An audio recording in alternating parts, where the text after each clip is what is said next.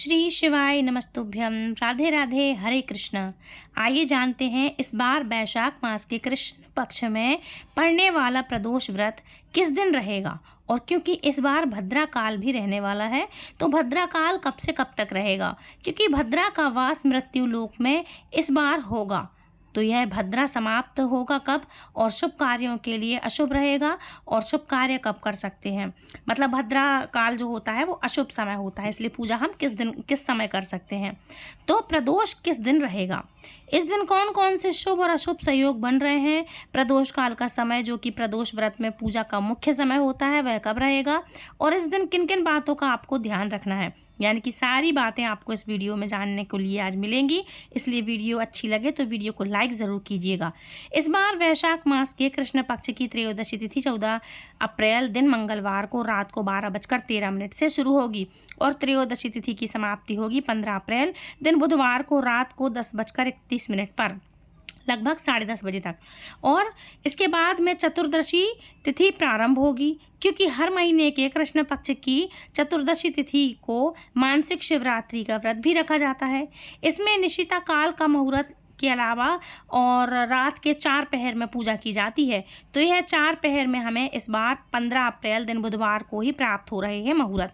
इसलिए वैशाख मास के कृष्ण पक्ष का प्रदोष व्रत भी 15 अप्रैल दिन बुधवार को रहेगा। वहीं मानसिक शिवरात्रि का व्रत भी इसी दिन रहेगा। तो यह दिन आपके लिए बहुत पुण्यदायी होने वाला है।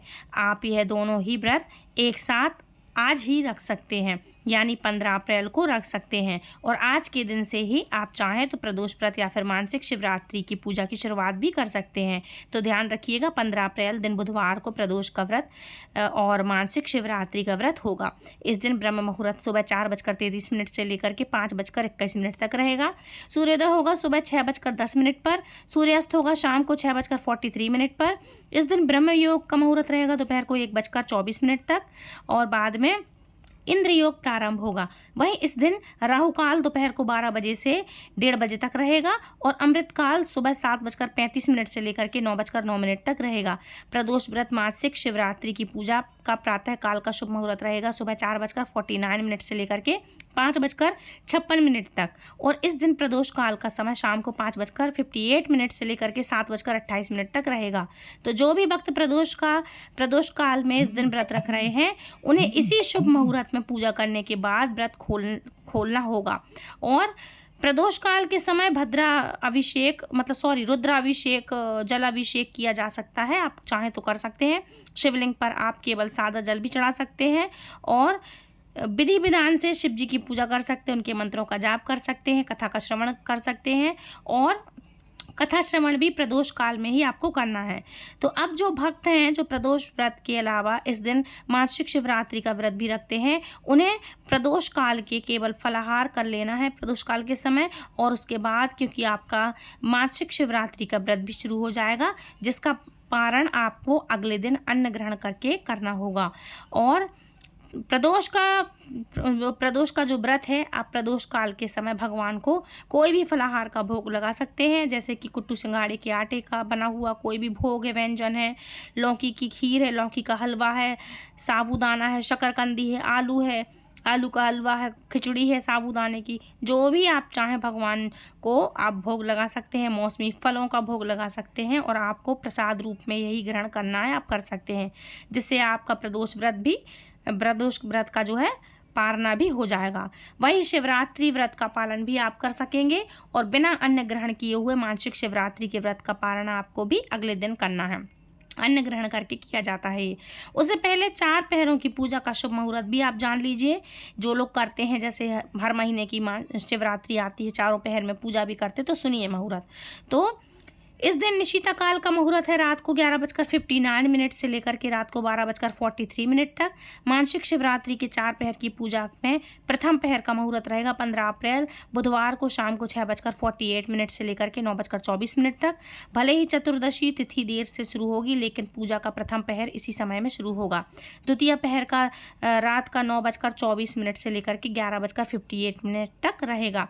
तृतीया पहर रात को 11:59 से अगले दिन गुरुवार को सुबह 2:38 तक रहेगा। चौथा पहर 16 अप्रैल गुरुवार को सुबह 2:38 से सुबह 5:15 तक रहेगा। अगर हो तो इस दिन तो अगर ऐसा हो तो इन 4 पहरों में आप शिवलिंग की भी पूजा कर सकते हैं, हवन कर सकते हैं और भगवान शिव का पूजन करें। और फिर 4 पहर की पूजा करने के बाद अगले दिन गुरुवार को सूर्योदय होने के बाद व्रत का पारण कर सकते हैं। चारों पहरों की पूजा संभव ना हो तो प्रथम और अंतिम पहर की पूजा भी की जा सकती है। और जो लोग चारों पहर में एक भी पहर की पूजा ना कर पाएँ, वो निशिता काल की मुहूर्त में जो है पूजा करके मासिक शिवरात्रि का व्रत का पुण्य प्राप्त कर सकते हैं। 16 अप्रैल दिन गुरुवार को सूर्योदय होगा सुबह 6:09 पर। व्रत का पारण करना सुबह आप 6:10 पर कर लेना। 6:10 से लेकर के 8:40 के बीच में कर लेना आप पारण।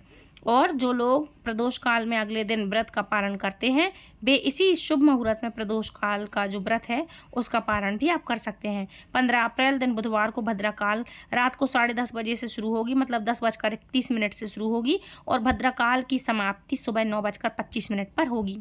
भद्रा का वास इस बार मृत्यु लोक में रहने के कारण जब तक भद्रा काल रहेगा तब तक कोई भी शुभ काम नहीं करिएगा। आपको इन सब कामों से बचना है, शुभ कामों से। और गुरुवार को भद्रा काल की समाप्ति के बाद शुभ मुहूर्त या लगन देख करके आप किसी भी मांगलिक कार्य की शुरुआत जो है आप कर सकते हैं। और नहीं तो मैंने जैसा कि आपको भद्रा का समय बताया उसके बाद आप फिर शुभ काम कर सकते हैं। समय देख लीजिएगा, ठीक है। और अब बात करेंगे हम शिव उपासना के कुछ आवश्यक नियम, प्रदक्षिणा कैसे करें और शिव प्रदोष कथा के बारे में। तो सबसे पहले हम बात करते हैं शिव प्रदोष व्रत कथा के बारे में। तो बोलो महादेव की जय हो। विदर्भ देश में सत्यरथ नाम के एक परम शिव भक्त, पराक्रमी और तेजस्वी राजा थे। उन्होंने अनेक वर्षों तक राज्य किया, परंतु कभी भी एक दिन भी शिव पूजा में किसी प्रकार का अंतर ना आने दिया। एक बार शाल्व देश के राजा ने कई दूसरे राजाओं को साथ लेकर के विदर्भ पर आक्रमण कर दिया। 7 दिन तक घोर युद्ध होता रहा। अंत में देवदेववश सत्यरथ को परस्पर होना पड़ा।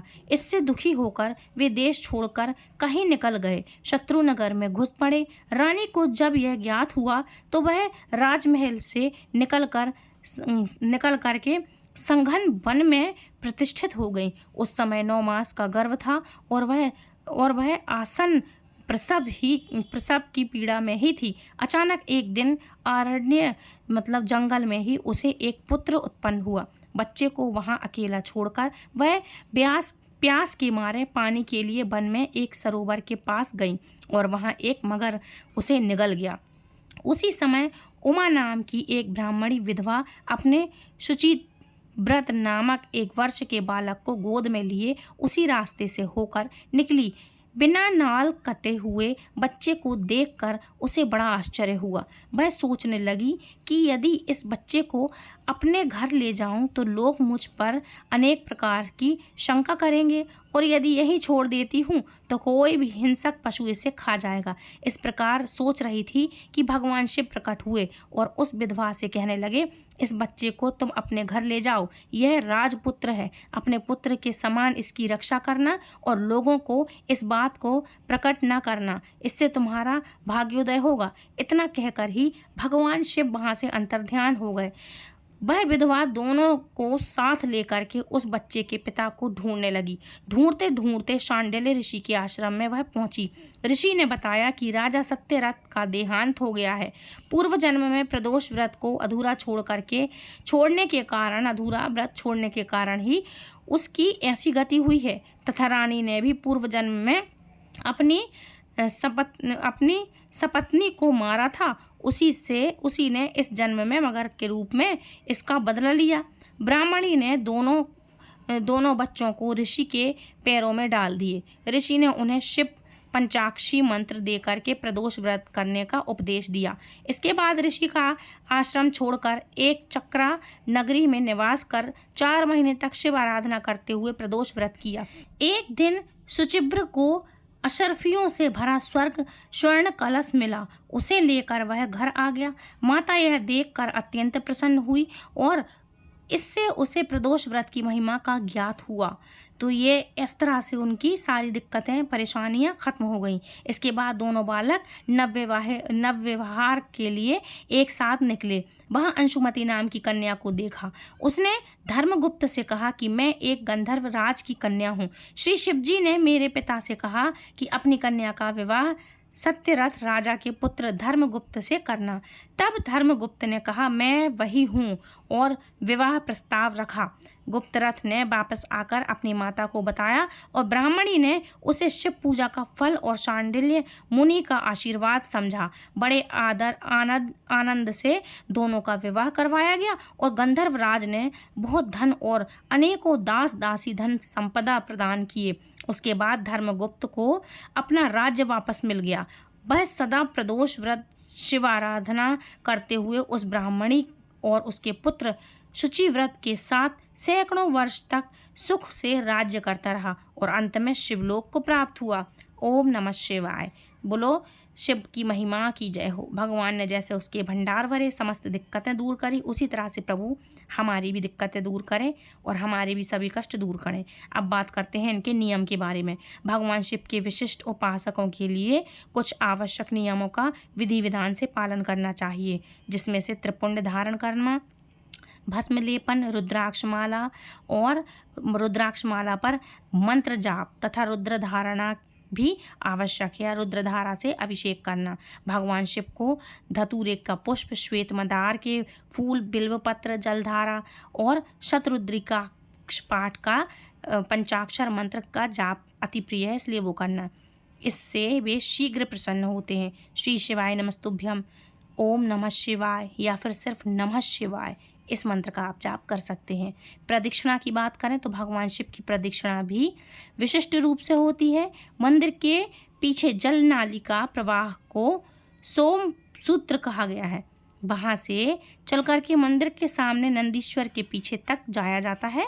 उसको लांघना नहीं होता जलाधारी को, और पुनः वहाँ से सोम सूत्र तक लौट करके आना होता है, अर्थात वहीं जलाधारी को ना के नहीं वापस से रिटर्न होके पीछे जाएं। भगवान शिव इस प्रदक्षिणा कर्म से बहुत ही प्रसन्न होते हैं, अर्थात भगवान की एक परिक्रमा हो गई। ठीक है, इस तरह से आपको करना है। ध्यान रखिएगा, व्रत करिएगा और शिव जी के मंत्रों का जाप करिएगा, ब्रह्मचर्य का पालन करिएगा, गरीबों को दान दक्षिणा दीजिएगा, भूखों प्यासों को अन्न जल इन सब चीज़ों का दान दीजिएगा। तो इस तरह से आपका व्रत संपन्न होगा। श्री शिवाय नमस्तुभ्यम। प्लीज़ कथा अच्छी लगी, नियम अच्छे लगे तो प्लीज़ दूसरों को शेयर करें। वीडियो को लाइक करके हमें ज़रूर बताएं कि आपको कथा पहुंची और आपको लगी कैसी ये कथा। मिलती हूँ नेक्स्ट वीडियो में। श्री शिवाय नमस्तुभ्यम।